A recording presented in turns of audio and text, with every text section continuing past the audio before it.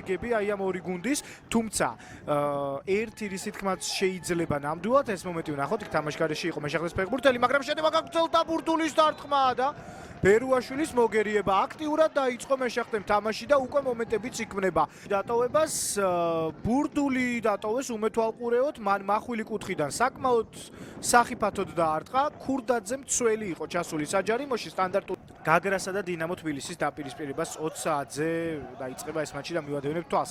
მოკლედ ასია ამ ტურის ამბები, აქ დაუბრუნდეთ მოედანს, დინამიკა სადაც უტევს მეშახტე დაარტყა სიხარულიძემ და ბურთი პირდაპირ ხელებში დაიჭირა და შემდეგ ჩავერთოთ სრულად მეორე ნახევარში. მეკარე როლან ჯობავა, შოთიკო ანდღულაძე, კევინ სეიხასი, კახაბერ კაკაშვილი დარტყმა კარის მიმართულებით საკმაოდ სახიფათო და ცდება ბურთი კარს. ნიკოლოზ კუთათელაძე, მისი ძმა ალექსანდრე კუთათელაძე, ბილიჯი ერთმანეთი მეშახტეს ფეხბურთელებმა ცოტა აირივნენ, ცოტა ქაოტური იყო მათი მოქმედებები ბოლო დროს და ამას მოყვა კიდევ ერთი დაკარგვა. 3-2-ის წინააღმდეგ კარგი მომენტია პრინცოსეი, კესის დარტყმა. არა, ეს არ შეიძლება ასე თამაში, როგორც პრინცოსეიმ ახლა ითამაშა, ეს არ ვარიანტები ქონდა.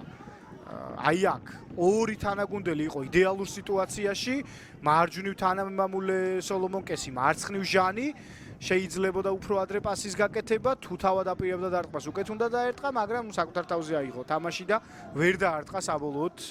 კარგად ეს ტექნიკური მოქმედება ერთი მეორე ჩატეხვა, მაგრამ თამაშები ფრე. საბოლოოდ მეოთხე ადგილზე გავიდნენ, ბოლო ტურში გადაწყდა მათი ბედი, რომ ვერ მოხვდნენ ევროტურნირებზე, იმის დამსახურება იყო, რომ ბოლო ტური წააგეს და აქ კარგი პასი გაიჭრა ხაზი თამაშგარე თუ არ არის კესი და ვერ გაიტანა. როგორი მომენტი გაანიავა კიდევ როსეის, მერე სოლომონ კესის. როგორც ჩანს თამაშგარი არ არის, რომ გასულიყო შემოწმდებოდა და მე გავიგებდით, მაგრამ ამ გამეორებიდან მე პირადად რაც დავინახე, ნამდვილად არ გავდა თამაშგარეს. პრინცოსეის მშვენიერი პასი და კარგი კომბინაცია, ჩაწოდება შეიძლება უკვე, პასი გავიდა ჟანსოუზა, შემოbrunდა ქუსლით გადაცემა, მშვენიერი შეტევა და ეს 11 მეტრიანია რუსთავმა თავისი მეორე ტაიმში აქტიური შეტევების ხარჯზე, გაზრდილი ინტენსივობის ხარჯზე სეზონში. გაიტანს ძალიან ძლიერი და კარგი დარტყმით ვერ გამოიცნა კუთხე შოვნაძემ, გუჯაბიძემ შეასრულა, თავის სტილში აღნიშნა.